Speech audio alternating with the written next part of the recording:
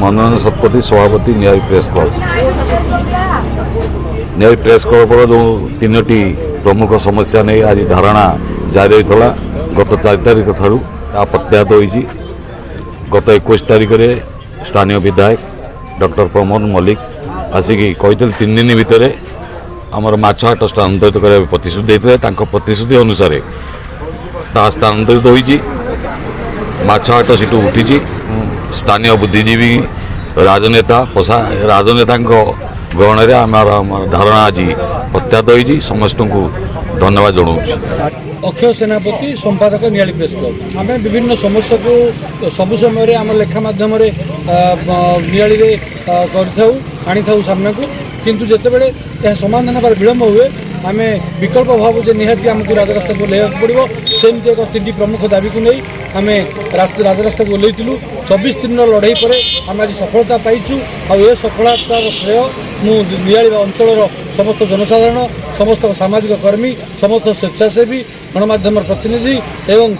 विशेषकर नियाली अंचल समस्त जनप्रतिनिधि नियालीवासी को धन्यवाद देवी। न्यायव्रत राउत नियाली प्रेस क्लब जो धारणा एक अभिनंदनीय पदक्षेप और नियाली माटी एक इतिहास सृष्टि कर 24 दिन आंदोलन के नियाली माटी देखा ना सांबादिक बंधु मान दृढ़ संकल्पबद्धता आज आंदोलन को सफल कर 24 दिन अन्य अत्यंत कष्ट सही जो खरा वर्षा भितर ये बसी दाबी पूरण हो विलंबित हेले दाबी पूरण हो 24 दिन बसवा नियालीर भविष्य शुभंकर नुहे और नियालीर भविष्य एक विराट प्रश्नवाची ये आंदोलन सफल होती सांबादिक बंधु मान गभीर धन्यवाद जनाऊँ दृढ़ संकल्पबद्धता और नियाली माटी ये आंदोलन आरंभ है। नियालीर विभिन्न समस्या ये आंदोलन आहरी तीव्रतर हो निश्चय सांबादिक बंधु मान एक नूतन दिग्दर्शन देते नियाली माटी एक वार्ता देते प्रत्येक समस्या समाधान आंदोलन आवश्यकता रही। राजेंद्र प्रसाद पंडा राज्य प्रवक्ता बीजेपी ओडिशा किंतु नियालीर गणमाध्यम बंधु मैंने जो भाव में नियालीर मौलिक समस्या को नहीं दीर्घ 24 दिन धरी घर द्वार छाड़ी पिला एवं परिवार को छाड़ी आम मान समस्यार समाधान पर जो अहरह धारणा देते किछि मात्रा रे धारणार जो समस्यार समाधान होगा जाऊँगी आज प्रशासन ताकर जो 3टी दाबी रही प्रमुख दाबी गोटे